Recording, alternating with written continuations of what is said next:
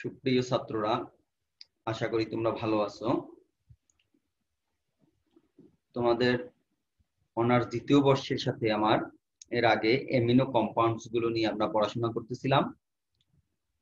তাহলে অনার্স দ্বিতীয় বর্ষের তোমাদের অর্গানিক কেমিস্ট্রির এই কোর্সে আমরা সেকেন্ড চ্যাপ্টারটা পড়তেছিলাম। মূলত সেকেন্ড চ্যাপ্টারটার শেষের দিকে আমরা চলে আসছিলাম। লাস্ট লেকচার গুলো যদি আমরা দেখি, লাস্ট লেকচারে আমরা বেনজিন ডায়াজোনিয়াম ক্লোরাইড এবং বেনজিন ডায়াজোনিয়াম ক্লোরাইডের যে বিভিন্ন বিক্রিয়া আছে এগুলো নিয়ে আলোচনা করছিলাম। আজকে আমরা এমিন গুলোর কিছু ক্ষারীয় এবং অম্লীয় ধর্ম, এদের বিক্রিয়া, এর পাশাপাশি এদের তোমার জারণ বিক্রিয়া এবং এরপরে এমিন গুলোর মিশ্রণ থেকে কিভাবে আমরা প্রাইমারি, সেকেন্ডারি, টারশিয়ারি এমিনকে পৃথক করব সেটা নিয়ে আলোচনা করব। তাহলে আমরা শুরুতে যেটা নিয়ে আলোচনা করব সেটা হচ্ছে এমিন গুলোর ক্ষারকত্ব নিয়ে। তাহলে অ্যামিন গুলোর ক্ষারকত্ব নিয়ে যদি আমরা আলোচনা করি, শুরুতে আমাদের যেটা বলতে হয়, ক্ষারকত্ব নিয়ে আমরা এর আগেও অ্যামিনের ফিজিক্যাল প্রপার্টিজ মধ্যে আলোচনা করছিলাম। অ্যামিন গুলোর ক্ষারকত্ব নিয়ে প্রথম যে কথাটি হচ্ছে সেটা হচ্ছে যে অ্যামিন গুলো যে নাইট্রোজেন পরমাণুর মুক্তজোড় ইলেকট্রন আছে, এই মুক্তজোড় ইলেকট্রন দিয়ে অ্যামিন সহজেই একটি প্রোটনকে গ্রহণ করতে পারে। তাহলে মুক্তজোড় ইলেকট্রন দিয়ে অ্যামিন যদি একটি প্রোটনকে গ্রহণ করে, তাহলে আমরা বলতে পারি অ্যামিন গুলো ক্ষার ধর্ম প্রদর্শন করতে পারে। তোমরা জানো যারা ক্ষারধর্মী তারা জলীয় দ্রবণে প্রোটন গ্রহণ করে, আর যারা অম্লধর্মী তারা প্রোটন দান করে। তাহলে অ্যামিন গুলো সহজেই তারা প্রোটন গ্রহণ করতে পারে, বিধায় অ্যামিনকে আমরা ক্ষারক বলে থাকি। তাহলে এদের ক্ষারধর্ম থাকার কারণে অ্যামিন গুলো সহজেই তোমার অ্যাসিডের সাথে তাহলে বিক্রিয়া করবে। তাহলে এরকম অ্যামিনের ক্ষারকত্বের বিক্রিয়ায় যদি আমরা খেয়াল করি, দেখো ক্ষারকত্ব বিক্রিয়া যদি আমরা খেয়াল করি, তাহলে শুরুতে আমরা এটা দেখতে পারি যে রিঅ্যাকশন উইথ অ্যাসিড, অ্যাসিডের সাথে কিভাবে সে বিক্রিয়া করে। তাহলে দেখো এই হচ্ছে অ্যামিন, অ্যামিনের সাথে তুমি নাইট্রিক অ্যাসিড যদি আমরা বিক্রিয়া করি, তাহলে অ্যালকাইল অ্যামোনিয়াম নাইট্রেট উৎপন্ন হয়। তাহলে এখানে বিক্রিয়াটা কিভাবে ঘটলো? বিক্রিয়াটা মূলত ঘটলো যে এখানে অ্যাসিড তোমার একটি প্রোটন দান করে। অ্যাসিড যদি প্রোটন দান করে, সেই দানকৃত প্রোটনকে আমার যে ক্ষারক অ্যামিন, সে তার মুক্তজোড় ইলেকট্রন, এই যে তার মুক্তজোড় ইলেকট্রন রয়ে যায়, এই মুক্তজোড় ইলেকট্রন দিয়ে সে গ্রহণ করে। তাহলে গ্রহণ করলে এটা কি হয়ে যাচ্ছে? এটা হয়ে যাচ্ছে NH3+ আয়ন। এটা হয়ে যাচ্ছে NH3+ আয়ন। এই NH3+ আয়নের তাহলে নাইট্রিক অ্যাসিড যে প্রোটন দান করলো, তার প্রোটন দানের পরে কি রয়ে গেল? তার প্রোটন দানের পরে রয়ে গেল নাইট্রেট আয়ন। তাহলে তারা অ্যালকাইল অ্যামোনিয়াম নাইট্রেট এভাবে তৈরি করলো। তাহলে ওই নাইট্রিক অ্যাসিড থেকে দানকৃত প্রোটন এমিন গ্রহণ করলো। এমিন গ্রহণ করে তার সাথে ওই অ্যালকাইল অ্যামোনিয়াম আয়নের সাথে নাইট্রেটটা সংযুক্ত হয়ে লবণ তৈরি করলো। তাহলে বলা হলো যে অ্যামিন গুলো অ্যাসিডের সাথে সংযুক্ত হয়ে, অ্যামিন গুলো অ্যাসিডের সাথে সংযুক্ত হয়ে তারা এ ধরনের নাইট্রেট লবণ উৎপন্ন করে। নাইট্রেট লবণ বলতে অ্যাসিডের যে অ্যানায়ন থাকবে তার সাথে সংযুক্ত হয়ে এ ধরনের যৌগ বা লবণ তৈরি করবে। তাহলে এটা গেল আমাদের প্রথম যেটা, যে অ্যামিনের ক্ষেত্রে নাইট্রোজেন পরমাণুর মুক্তজোড় ইলেকট্রন অ্যাসিড থেকে প্রোটন গ্রহণ করে তোমার অ্যামোনিয়াম নাইট্রেট লবণ তৈরি করলো। তার মানে অ্যাসিডের সাথে ক্ষারকের বিক্রিয়া তোমরা জানো সবসময় লবণ উৎপন্ন হয়, এই বিক্রিয়াটাও ঠিক তেমনই বিক্রিয়া, অ্যাসিডের সাথে ক্ষারকের বিক্রিয়া, লবণ উৎপন্ন হলো। দ্বিতীয় ধরনের যদি বিক্রিয়া আমরা দেখি, দেখো reaction with metal ion. Metal আয়নের সাথে সে কিভাবে সংযুক্ত হয়? বলছে amines react with transition metal ions to form coordination compound. দেখো এটা কি তৈরি করছে, এই যে তাহলে 20 methylamine silver 1 chloride, methylamine silver 1 chloride. তাহলে অ্যামিন গুলো কি করে? অ্যামিন গুলো, এই যে অ্যামিন, সে সিলভারের সাথে সংযুক্ত হয় মূলত। তাহলে কেমন মেটালের সাথে সে সংযুক্ত হবে? যে মেটাল হচ্ছে ট্রানজিশন মেটাল। ট্রানজিশন মেটাল কারা? ট্রানজিশন মেটাল তো তোমরা জানো, যাদের আমাদের ডি ব্লকের অন্তর্ভুক্ত যে মেটাল গুলো, ডি ব্লকের অন্তর্ভুক্ত যে মেটাল গুলো, তাদের সাথে সংযুক্ত এ ধরনের তোমার জটিল যৌগ তৈরি করে। জটিল যৌগ তৈরি করে, জটিল যৌগ বা সন্নিবেশ যৌগ বলতে পারি, কারণ জটিল যৌগগুলোর মধ্যে সন্নিবেশ বন্ধন থাকে, সেখানে এ ধরনের কমপ্লেক্স কম্পাউন্ড তৈরি করতে পারে। তাহলে এই যে মেটাল গুলোর সাথে বিক্রিয়া বা অ্যাসিডের সাথে অ্যামিনের বিক্রিয়া, এই বিক্রিয়াগুলো অ্যামিনের ক্ষার ধর্ম প্রকাশ করে। এগুলো অ্যামিনের ক্ষার ধর্ম প্রকাশ করে। এরপরে দেখো, তারপরে যদি আমরা দেখি, তারপরে এমিনের আর কি ধর্ম আছে। এমিনে আরেকটি ক্ষার ধর্ম দেখো, রিঅ্যাকশন উইথ লুইস অ্যাসিড।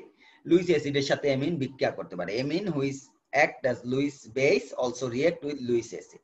বলছে এমিন এ নিজে লুইস ক্ষারকের ন্যায় আচরণ করে, এর পাশাপাশি সে লুইস অ্যাসিডের সাথেও সংযুক্ত হতে পারে। লুইস অ্যাসিডের সাথেও সংযুক্ত হতে পারে। যেমন দেখো, এটা একটা লুইস অ্যাসিড। এখন যখন লুইস অ্যাসিডের প্রসঙ্গ আসলো তখন বলতে হবে আমাদের লুইস অ্যাসিড কারা, আর অ্যামিন গুলোকে কেন লুইস ক্ষারক বলা হলো, এটা হচ্ছে প্রশ্ন।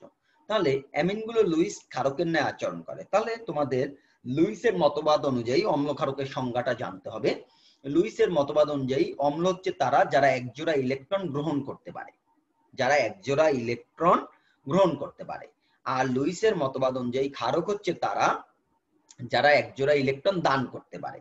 তাহলে দেখো, বোরন ট্রাইফ্লোরাইড এই যৌগে বোরন একজোড়া ইলেকট্রন গ্রহণ করতে পারে, এই কারণে সে লুইস অ্যাসিড। এখন প্রশ্ন হচ্ছে তাহলে বোরন ট্রাইফ্লোরাইড কেন ইলেকট্রন গ্রহণ করবে? তাহলে বোরন ট্রাইফ্লোরাইড গ্রহণ করবে ইলেকট্রন। এখন কোন যৌগগুলো ইলেকট্রন গ্রহণ করতে পারে? যে যৌগগুলোর ইলেকট্রন ঘাটতি আছে শুধু তারাই ইলেকট্রন গ্রহণ করবে। তাহলে বোরন ট্রাইফ্লোরাইড এর কি ইলেকট্রন ঘাটতি আছে? আমরা যদি সেটা চিন্তা করি তাহলে বা ক্যালকুলেশন করি তাহলে দেখি যে বোরন পরমাণুর যোজ্যতা স্তরে 3টি ইলেকট্রন আছে। বোরনের যদি তুমি ইলেকট্রন বিন্যাস করো, তার ইলেকট্রন বিন্যাস 1s2, এভাবে 1s2, 2s2, 2s2 আর 2p1, 2p1, এ হচ্ছে বোরনের ইলেকট্রন বিন্যাস 2p1। তাহলে তার যোজ্যতা স্তর মোট কয়টা ইলেকট্রন? তার যোজ্যতা স্তর মোট ইলেকট্রন হচ্ছে 3টা। এবার 3টা ফ্লোরিনের সাথে সে বন্ধন তৈরি করছে। তাহলে 3টা ফ্লোরিনের সাথে যখন সে বন্ধন তৈরি করলো তখন 3টা ফ্লোরিন 3টা তার অযুগ্ম ইলেকট্রন শেয়ার করছে। তাহলে মোট ইলেকট্রন হলো তার 3 3 6টি। তাহলে তার অষ্টক অপূর্ণ। তাহলে বোরন ট্রাইফ্লোরাইড এ কারণে সে বাইরে থেকে যদি কেউ একজোড়া ইলেকট্রন তাদেরকে দিতে চায় তারা সেটা সহজেই নিতে পারে। এই একজোড়া ইলেকট্রন তারা সহজেই নিতে পারবে। তাহলে বোরন ট্রাইফ্লোরাইডের যদি তুমি হাইব্রিডাইজেশন করো, দেখো তার ভ্যালেন্স শেল হচ্ছে 2s2 2p1 2p1। এখন যদি এটাকে আমি আরো ইলাবোরেট করে লিখি তাহলে বলতে পারি px px py py এবং pz। তাহলে তোমার 2p যে ইলেকট্রনটি সেই ইলেকট্রন আছে কোথায়? সেই ইলেকট্রন আছে px এ, সেই ইলেকট্রন আছে px এ। এবার এক্সাইটিং স্টেটে বোরন কি করতে পারে? 2s থেকে 2s এর যে তার দুটি ইলেকট্রন আছে সেখান থেকে একটি ইলেকট্রন সে 2py তে দিতে পারে। যদি এখান থেকে একটি ইলেকট্রন এখানে দিয়ে দেয় তাহলে তার এখানে একটা 2s1 হয়, 2px1 2py1। এই তিনটে আনহাইব্রিড অরবিটাল নিয়ে সে হাইব্রিড অরবিটাল তৈরি করে sp2। কিন্তু তার যে পিজেড অরবিটাল, এই পিজেড অরবিটাল কিন্তু ভ্যাকেন্ট রয়ে গেছে। এবার ওই পিজেড অরবিটাল একটি ফাঁকা অরবিটালে সে চাইলে একজোড়া ইলেকট্রন গ্রহণ করতে পারে। ওই একজোড়া ইলেকট্রন কে দান করলো? অ্যামিনের এই যে নাইট্রোজেনের মুক্তজোড় ইলেকট্রন, এই মুক্তজোড় ইলেকট্রন সে দান করলো। তাহলে এই মুক্তজোড় ইলেকট্রন দান করছে। তাহলে লুইস এর মতবাদ অনুযায়ী যারা একজোড়া ইলেকট্রন গ্রহণ করবে তারা লুইস অ্যাসিড, এবং যারা একজোড়া ইলেকট্রন দান করবে তারা লুইস ক্ষারক। তাহলে এখানে অ্যামিন গুলো লুইস ক্ষারকের ন্যায় আচরণ করে এবং এই বোরন ট্রাইফ্লোরাইড লুইস অ্যাসিডের ন্যায় আচরণ করে। এ কারণে বলা হলো যে অ্যামিন গুলো লুইস অ্যাসিডের সাথে সংযুক্ত হতে পারে, লুইস অ্যাসিডের সাথে বিক্রিয়া করতে পারে। এগুলো হচ্ছে আমাদের মোটামুটি অ্যামিনের ক্ষারকীয় বা ক্ষারধর্মী বিক্রিয়া। এবার যদি অ্যামিন অ্যাসিড হিসেবে বিক্রিয়া করে তাহলে কেমন হবে দেখতে দেখো। রিঅ্যাকশন উইথ অ্যাক্টিভ মেটালস, সক্রিয় ধাতুগুলোর সাথে যদি তারা বিক্রিয়া করে, বলছে hydrogen of the primary and secondary amines are weakly acidic and on reaction with sodium and lithium metal, sodium and lithium salt are formed and hydrogen gas is release. তাহলে বলছে যে অ্যামিন গুলো অ্যাক্টিভ মেটাল গুলোর সাথে সংযুক্ত হতে পারে। তাহলে অ্যাক্টিভ মেটাল গুলো কি করে? এদের থেকে হাইড্রোজেনকে প্রতিস্থাপিত করে দেয়, প্রতিস্থাপিত করে সেখান থেকে হাইড্রোজেন গ্যাস উৎপন্ন করে। দেখো এই যে হাইড্রোজেন গ্যাস উৎপন্ন করছে। এই কারণে বলা হলো যে এদের অ্যাসিড ধর্ম আছে, এদের অ্যাসিড ধর্ম আছে। আবার বলছে তারা গ্রিগনার বিকারকের সাথে বিক্রিয়া করে। কি বলছে? Reaction with Grignard reagent being a strong base deprotonated amines very easily. তাহলে গ্রিগনার বিকারকের সাথে সে সহজেই বিক্রিয়া করতে পারে। তাহলে এখানেও এই অ্যামিনের ক্ষার ধর্ম প্রকাশ পায়। অ্যামিনের ক্ষার ধর্ম প্রকাশ পায়, সরি অ্যামিনের এখানেও অম্ল ধর্ম প্রকাশ পায়। এরপরে যদি আমরা দেখি, দেখো অ্যালকাইলেশন অ্যামিনের ক্ষেত্রে অ্যালকাইলেশন হতে পারে। অ্যামিনের সাথে যে তোমার NH2 মূলকের সাথে যে তোমার নাইট্রোজেনের সাথে যে হাইড্রোজেন গুলো আছে, এই হাইড্রোজেন গুলো বিভিন্ন অ্যালকাইল মূলক দ্বারা প্রতিস্থাপিত হতে পারে। বিভিন্ন অ্যালকাইল মূলক দ্বারা প্রতিস্থাপিত হতে পারে। এই প্রতিস্থাপিত হয়ে হয়ে তারা যৌগ তৈরি করে। তাহলে বলছে অ্যালকাইলেশনে কি বলছে দেখো, reaction of an amine with alkyl halide result in alkylation of the nitrogen. The reaction takes place by SN2 mechanism with the amine acting as a nucleophile. তাহলে এটা দ্বিআণবিক নিউক্লিওফিল প্রতিস্থাপন বিক্রিয়ার পথ অনুসরণ করে। তাহলে অ্যামিন এখানে কি হিসেবে আচরণ করে? অ্যামিন এখানে নিউক্লিওফাইল হিসেবে আচরণ করে।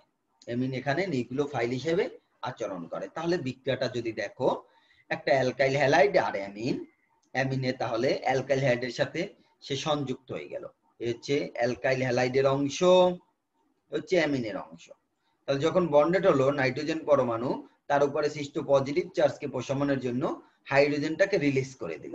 এই হাইড্রোজেনটাকে যখন সে রিলিজ করে দিল, ওই হাইড্রোজেনটা প্রোটন হিসাবে, অর্থাৎ ইলেকট্রন বঞ্চিত হয়ে এখান থেকে অপসারিত হচ্ছে। তাহলে ইলেকট্রন যখন সে বঞ্চিত হচ্ছে, তখন ওই ইলেকট্রন বঞ্চিত হলে তার যে এই হ্যালাইড আয়ন আছে, ওই হ্যালাইড আয়নের ক্ষেত্রে আমরা দেখি যে এই হ্যালাইড আয়নের সাথে সে সংযুক্ত হয়ে তখন হাইড্রোজেন আর হ্যালোজেন মিলে হাইড্রোজেন হ্যালাইড অপসারিত হয় এবং এখানে সেকেন্ডারি অ্যামিন উৎপন্ন করে। এভাবে সেকেন্ডারি অ্যামিন উৎপন্ন করে। তাহলে এই যে অ্যামিনের এই ধরনের বিক্রিয়া, এই বিক্রিয়াগুলো হচ্ছে নিউক্লিওফিলিক সাবস্টিটিউশন বিক্রিয়া। তাহলে নিউক্লিওফিলিক এই সাবস্টিটিউশন বিক্রিয়ার ক্ষেত্রে তুমি যদি চিন্তা করো, তাহলে এই সেকেন্ডারি অ্যামিনের সাথে যদি আরেকটি অ্যালকাইল হ্যালাইড দাও, তাহলে কি হবে? সেকেন্ডারি অ্যামিনের সাথে যদি আবার কোনো অ্যালকাইল হ্যালাইড আমি যোগ করি, তাহলে এটা টারশিয়ারি অ্যামিনে রূপান্তরিত হবে। এভাবে অ্যামিনের মধ্যে নাইট্রোজেন পরমাণুর সাথে হাইড্রোজেন সংযুক্ত যত সময় থাকে, তত সময় পর্যন্ত তাদের অ্যালকাইলেশন ঘটতে পারে। এরপর দেখো, তাহলে এই ধরনের অ্যামিনো অ্যাসিড এটা গেল। এরপর আসো, এই ধরনের আমাদের বিক্রিয়াগুলো যদি আমরা লক্ষ্য করি অ্যামিনের, তাহলে দেখো ইথাইল অ্যামিনের সাথে ইথাইল ব্রোমাইড নেওয়া হলো, তাহলে কি অপসারিত হবে? এখানে অ্যামিন থেকে যে হাইড্রোজেন এবং অ্যালকাইল হ্যালাইডের ব্রোমিন অর্থাৎ হ্যালোজেন অংশ, এটা মিলে হাইড্রোজেন হ্যালাইড অপসারিত হচ্ছে। দেখো হাইড্রোজেন ব্রোমাইড অপসারিত হলে এই C2H5NH একটা হাইড্রোজেন থাকবে, NH এর সাথে C2H5 সংযুক্ত হবে, ডাইমিথাইল অ্যামিন উৎপন্ন করলো। একটু আগে যেটা নিয়ে আমরা আলোচনা করছি, এটার সাথে যদি আবার অ্যালকাইল হ্যালাইড দেই আমরা, তাহলে ট্রাইমিথাইল অ্যামিন উৎপন্ন হবে। ট্রাইমিথাইল অ্যামিনের সাথে যদি আবার অ্যালকাইল হ্যালাইড দাও, তাহলে আমরা এটাকে বলি কোয়াটারনারি সল্ট, কোয়াটারনারি লবণ বা কোয়াটারনারি যৌগ উৎপন্ন হবে। তাহলে যেটা উৎপন্ন হলো এটা হচ্ছে টেট্রা ইথাইল অ্যামোনিয়াম ব্রোমাইড। এক্ষেত্রে যেটা উৎপন্ন হলো টেট্রা ইথাইল অ্যামোনিয়াম ব্রোমাইড। এভাবে আমাদের অ্যামিন গুলোর মধ্যে প্রাইমারি অ্যামিন থেকে সেকেন্ডারি অ্যামিন থেকে টারশিয়ারি অ্যামিন থেকে কোয়াটারনারি কম্পাউন্ড এভাবে তৈরি হয়ে থাকে। এটা হচ্ছে অ্যামিনের অ্যালকাইলেশন বিক্রিয়া। তাহলে অ্যামিনে যেভাবে অ্যালকাইলেশন ঘটে, ঠিক একইভাবে অ্যাসাইলেশনও ঘটতে পারে। অ্যামিনে যেভাবে অ্যালকাইলেশন ঘটে, ঠিক একইভাবে অ্যাসাইলেশনও ঘটতে পারে। তাহলে কি বলছে দেখো বি নাম্বার পয়েন্টে, বি নাম্বার পয়েন্টে বলছে primary and secondary amines undergo nucleophilic acyl substitution reaction when treated with acyl halides or anhydrides forming nitrogen substitute amide। তাহলে এরা অ্যাসাইলেশন করে অ্যামাইড গঠন করতে পারে। দেখো এটা একটা এসিটাইল ক্লোরাইড, এর সাথে তোমার ডাইমিথাইল অ্যামিন যদি সংযুক্ত হয় তাহলে অ্যামিনের যে এই হাইড্রোজেন, খেয়াল করো এই যে হাইড্রোজেন আর ওর যে হ্যালোজেন, এরা মিলে HCl তৈরি করবে। তাহলে নাইট্রোজেনের সাথে এই কার্বনের বন্ড হবে, এই নাইট্রোজেনের সাথে এই কার্বনের বন্ড হবে, এভাবে নাইট্রোজেনটা এই কার্বনের সাথে বন্ড তৈরি করবে। তাহলে দেখো সে কাজ হচ্ছে, সেই নাইট্রোজেন C2H5 C2H5 আর এই COCH3 এর সাথে সে বন্ধন তৈরি করলো। তাহলে বলছে NN ডাইইথাইল অ্যাসিটামাইড তৈরি হলো, NN ডাইইথাইল অ্যাসিটামাইড। এভাবে তুমি সহজেই অ্যামিনগুলোকে অ্যাসিটাইলেশন করে অ্যামাইড যৌগ গঠন করতে পারো, অ্যামাইড যৌগ গঠন করতে পারো। তাহলে এই যে অ্যামাইডটা গঠিত হয় তার মেকানিজম যদি আমরা একটু খেয়াল করি, দেখো মেকানিজমটা যদি আমরা খেয়াল করি, দেখো তোমরা হচ্ছে এসিটাইল ক্লোরাইড, এসিটাইল ক্লোরাইডে ক্লোরিন পরমাণু এ হচ্ছে তড়িৎ ঋণাত্মক। তাহলে তড়িৎ ঋণাত্মক পরমাণু কি করবে, তড়িৎ ঋণাত্মক পরমাণুগুলো বন্ধনে আবদ্ধ থেকে বন্ধন জোড় ইলেকট্রনকে নিজের দিকে টেনে নেয়। তাহলে সে বন্ধন জোড় ইলেকট্রনকে টেনে নিবে, যদি টেনে নেয় তখন কার্বনের উপর কার্বন পজিটিভ চার্জে চার্জিত হবে। কেন?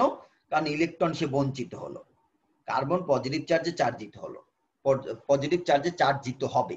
কেন হবে? কারণ সে ইলেকট্রন বঞ্চিত হবে। যখন ইলেকট্রন বঞ্চিত হবে তখন এই অ্যামিন সে সহজেই একে কি করবে, ইলেকট্রন দান করবে। দান করে তার সাথে সংযুক্ত হয়ে যাবে। দেখো এই যে সংযুক্ত হয়ে গেল, এটার সাথে এটা সংযুক্ত হয়ে গেল। তাহলে নাইট্রোজেন যে ইলেকট্রন দান করলো, এখানে নাইট্রোজেনের উপর একটা পজিটিভ চার্জ সৃষ্টি হলো, এই দেখো পজিটিভ চার্জ। কারণ কি, সে ইলেকট্রন ডোনেট করছে। তাহলে ইলেকট্রন যদি সে ডোনেট করে তাহলে অবশ্যই তার উপরে ধনাত্মক চার্জের সৃষ্টি হবে। এবার নাইট্রোজেন সে তার উপরে সৃষ্ট ধনাত্মক চার্জকে প্রশমন করতে চাবে, প্রশমিত করতে চাবে। তাহলে প্রশমিতটা কিভাবে করবে? নাইট্রোজেনের সাথে সংযুক্ত যে হাইড্রোজেন আছে, ওই হাইড্রোজেনের থেকে নাইট্রোজেনের ইলেকট্রোনেগেটিভিটির মান অনেক বেশি। তাহলে নাইট্রোজেন কি করে, সহজেই ওই সিগমা বন্ড ইলেকট্রন জোড়কে নিজের দিকে টেনে নেয়, টেনে নিয়ে হাইড্রোজেনকে প্রোটন হিসেবে ছেড়ে দেয়, হাইড্রোজেনকে প্রোটন হিসেবে রিলিজ করে দেয়। অর্থাৎ হাইড্রোজেনটা এখানে ইলেকট্রন বঞ্চিত হয়ে অপসারিত হয়ে যায়। তাহলে এভাবে হাইড্রোজেন ইলেকট্রন বঞ্চিত হয়ে অপসারিত হয়ে গেল। আর দেখো এই নাইট্রোজেন হাইড্রোজেন এই বন্ধন জোড় ইলেকট্রন নাইট্রোজেন নিজে টেনে নিল, তাহলে হাইড্রোজেনটা প্রোটন হিসেবে অপসারিত হলো। এই যে ধনাত্মক চার্জযুক্ত প্রোটন আর এই যে ঋণাত্মক চার্জযুক্ত এর আগে তোমার ক্লোরিন, এরা পরস্পর মিলে হাইড্রোক্লোরিক অ্যাসিড তৈরি করবে, এরা পরস্পর মিলে হাইড্রোক্লোরিক অ্যাসিড তৈরি করবে। এবং নাইট্রোজেন তার পজিটিভ চার্জকে প্রশমনের মাধ্যমে স্টেবল যৌগ অ্যাসিড অ্যামাইড গঠন করবে, স্টেবল যৌগ অ্যাসিড অ্যামাইড গঠন করে। এভাবে তাদের অ্যাসাইলেশন ঘটে। যদি এটা তুমি এসিটাইল ক্লোরাইডের পরিবর্তে এটা বেনজোইল ক্লোরাইড নিতে চাও তাহলেও হতে পারে। দেখো নিচের বিক্রিয়াটা খেয়াল করো, এটা হচ্ছে বেনজোইল ক্লোরাইড, তাহলে এটা হচ্ছে বেনজাইলেশন। বেনজোইল ক্লোরাইডের সেম মেকানিজম, ক্লোরিন বন্ধন জোড় ইলেকট্রন টেনে নিবে, তখন এই নাইট্রোজেন এই কার্বনের সাথে সংযুক্ত হবে,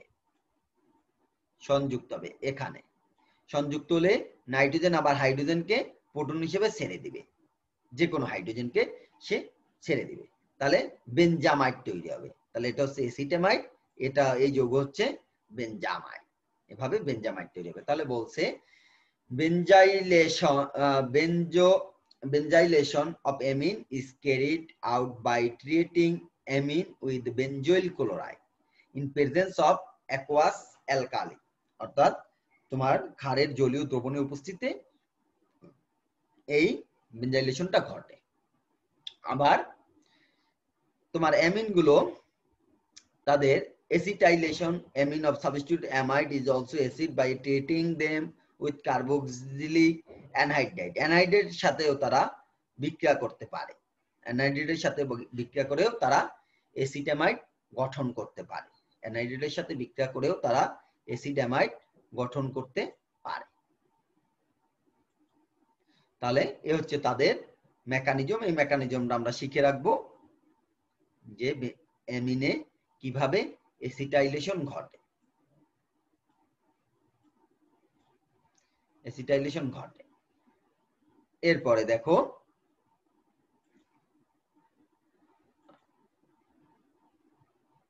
আমরা এসিটাইলেশনটা দেখছি, এবার এটা দেখবো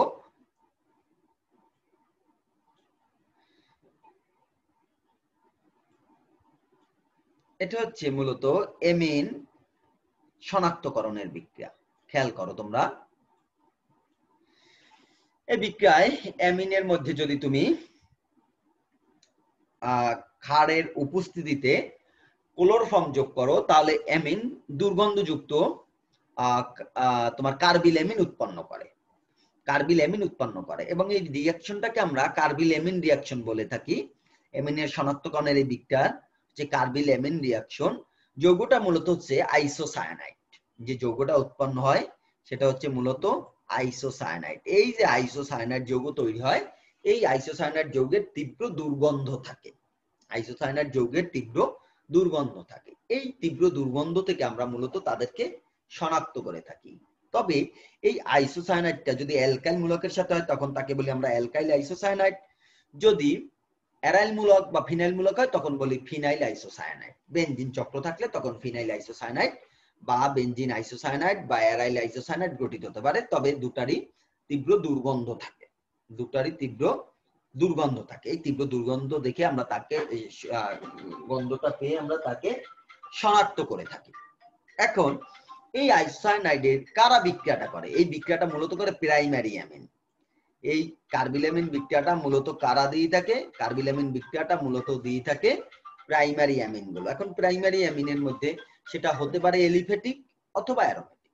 সেটা হতে পারে এলিফেটিক অথবা অ্যারোমেটিক। অর্থাৎ এলিফেটিক অথবা অ্যারোমেটিক যে কোনো ধরনের অ্যামিনই এই ধরনের কার্বিল অ্যামিন বিক্রিয়া দেয়। তাহলে তুমি শুধুমাত্র কার্বিল অ্যামিন বিক্রিয়ার সাহায্যে তুমি প্রাইমারি অ্যামিনকে শনাক্ত করতে পারবে, সেটা এলিফেটিক হোক অথবা অ্যারোমেটিক হোক। কিন্তু তুমি সেকেন্ডারি বা টারশিয়ারি অ্যামিনকে এর সাহায্যে শনাক্ত করতে পারবে না। সেকেন্ডারি বা টারশিয়ারি অ্যামিনকে কার্বিল অ্যামিন বিক্রিয়ার সাহায্যে শনাক্ত করতে পারবে না। তাহলে এই বিক্রিয়াটার কৌশলটা আমাদের জানা দরকার। কৌশলটা দেখো, ক্ষারের উপস্থিতিতে ক্ষার জলীয় দ্রবণে যে হাইড্রোক্সিল আয়ন দেয়, সেই হাইড্রোক্সিল আয়নের সাথে ক্লোরোফর্ম প্রথমে এ ধরনের যৌগ তৈরি করে, কার্বন টেট্রাক্লোরাইড অ্যানায়ন। সেখান থেকে কোলিন পরমাণু ইলেকট্রন জোড় নিয়ে বঞ্চিত হয়ে CCl2 উৎপন্ন করে। এবার এটার সাথে অ্যামিন সংযুক্ত হয়। অ্যামিন সংযুক্ত হয় নাইট্রোজেন মুক্তজোড় ইলেকট্রন দিয়ে কার্বনের সাথে সংযুক্ত হয়। কার্বন ইলেকট্রন প্রাপ্তি ঘটে, এই কারণে তার উপরে ঋণাত্মক চার্জ সৃষ্টি হলো, দেখো এই। আর নাইট্রোজেন ইলেকট্রন বঞ্চিত হলো, এই কারণে তার উপরে ধনাত্মক চার্জের সৃষ্টি হলো। নাইট্রোজেন ইলেকট্রন বঞ্চিত হলো, এই কারণে তার উপরে ধনাত্মক চার্জের সৃষ্টি হলো। এর পরবর্তীতে নাইট্রোজেন ধনাত্মক চার্জ প্রশমনের জন্য তার এই নাইট্রোজেন হাইড্রোজেন সিগমা বন্ড ইলেকট্রনকে আবার টেনে নিচ্ছে, এ কারণে হাইড্রোজেনকে সে রিলিজ করে দিচ্ছে। হাইড্রোজেনকে রিলিজ করে দিচ্ছে, রিলিজ করে এই যৌগ উৎপন্ন করলো। কিন্তু যে হাইড্রোজেনকে সে রিলিজ করলো সেই হাইড্রোজেন H+ আয়ন হিসেবে অপসারিত হচ্ছে। তাহলে H+ আয়নকে আবার কার্বন তার উপরে সৃষ্ট ঋণাত্মক চার্জ দ্বারা তাকে গ্রহণ করলো। দেখো, যে হাইড্রোজেনকে ও ছেড়ে দিয়েছিল সেই হাইড্রোজেন কার্বনের সাথে সংযুক্ত হয়ে গেল। এবার এই কার্বনের ক্লোরিন এবং হাইড্রোজেন মিলে HCl হিসেবে তারা অপসারিত হবে। HCl হিসেবে অপসারিত হবে। যখন HCl হিসেবে অপসারিত হয় তখন এই কার্বন নাইট্রোজেন দ্বিবন্ধন সৃষ্টি হয়। কার্বন নাইট্রোজেন দ্বিবন্ধন সৃষ্টি হয়। আবার যখন এই ক্লোরিন বের হয়ে যাবে তখন কার্বন নাইট্রোজেন ট্রিপল বন্ড সৃষ্টি হবে। এই ট্রিপল বন্ড যখন সৃষ্টি হয় তখন নাইট্রোজেন উপর পজিটিভ চার্জ সৃষ্টি হয়। ওই পজিটিভ চার্জকে তখন নাইট্রোজেন কি করে, ওই যে দ্রবণে বিদ্যমান তোমার হাইড্রোক্সিল আয়ন আছে, ওই হাইড্রোজেনকে ছেড়ে দিয়ে প্রোটন হিসাবে হাইড্রোক্সিল আয়ন আর ওই হাইড্রোজেন আয়ন পরস্পর সংযুক্ত হয়ে পানি উৎপন্ন করে আইসোসায়ানাইড গঠন করে। আইসোসায়ানাইড গঠন করে। তাহলে এই মেকানিজমটা একটু ভালো মতো তোমরা দেখো, এটা বারবার বাসায় তোমরা প্র্যাকটিস করবে। এটা যদি বারবার লেখো তাহলে পারা সম্ভব হবে, কঠিন কিছু না।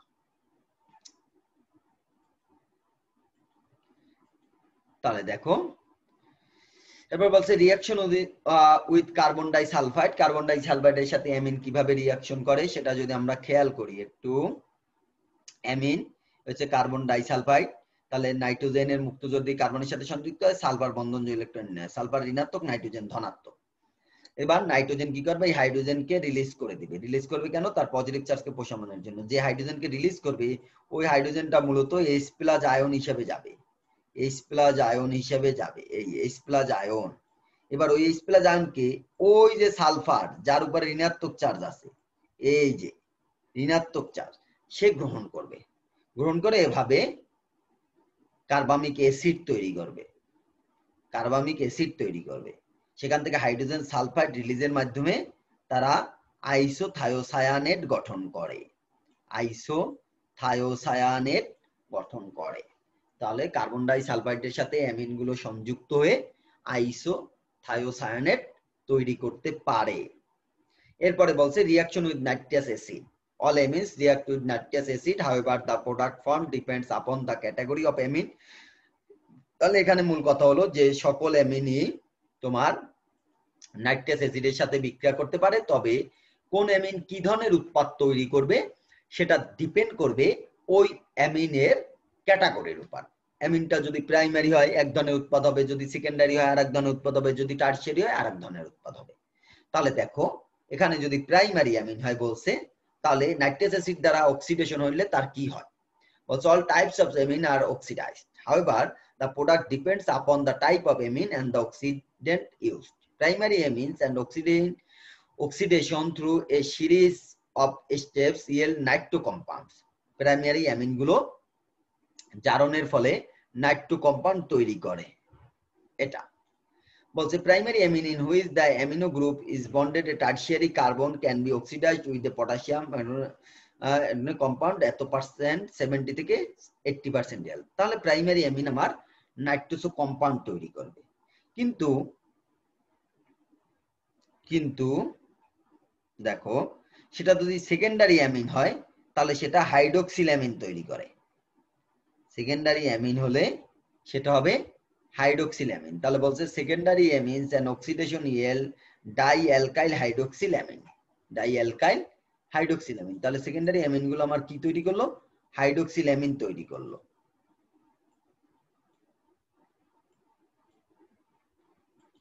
টারশিয়ারি অ্যামিন গুলো অ্যামিন অক্সাইড তৈরি করে। বলছে tertiary amine and oxidation yield amine oxide. The bond between the nitrogen and oxygen must be drawn with positive on nitrogen and negative charge on oxygen.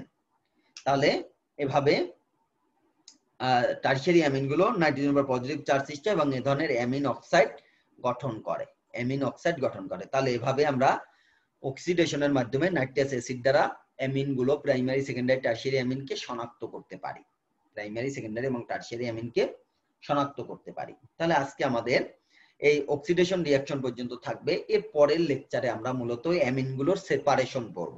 Amine গুলোর separation গুলো আমাদের জন্য খুবই important, যে amine গুলো প্রাইমারি সেকেন্ডারি টারশিয়ারি অ্যামিনকে আমরা কি কি ভাবে সেপারেট করতে পারি। তাহলে তোমরা আশা করি এটা খুব ভালো মতো পড়বে এই পর্যন্ত। আর একটি বা দুটি লেকচার হলে আমাদের একটি লেকচারেই মোস্ট প্রবাবলি হয়ে যাবে, নাইট্রো অ্যামিনো কম্পাউন্ডটা শেষ হবে। অ্যামিনো কম্পাউন্ড সেকেন্ড চ্যাপ্টার, এটা তোমাদের অর্গানিক কেমিস্ট্রি সবচেয়ে সেকেন্ড ইয়ারের বড় অধ্যায় অর্গানিকের। এটা শেষ করলে আমরা পরবর্তী আরো কিছু অধ্যায় পড়বো। এর ফাঁকে অন্যান্য স্যাররাও নিশ্চয়ই তোমাদের অর্গানিকের আরো কিছু অধ্যায় পড়িয়েছেন। এরপরে বাকি অধ্যায়গুলো আশা করি আমরা খুব শীঘ্রই তোমাদের সেকেন্ড ইয়ারের অর্গানিক কোর্সটা শেষ হয়ে যাবে। তাহলে তোমরা এই পর্যন্ত পড়ে নিও সবাই। আমরা আগামী লেকচারে আমরা অ্যামিনের শনাক্তকরণ করব। তাহলে সবাই ভালো থেকো।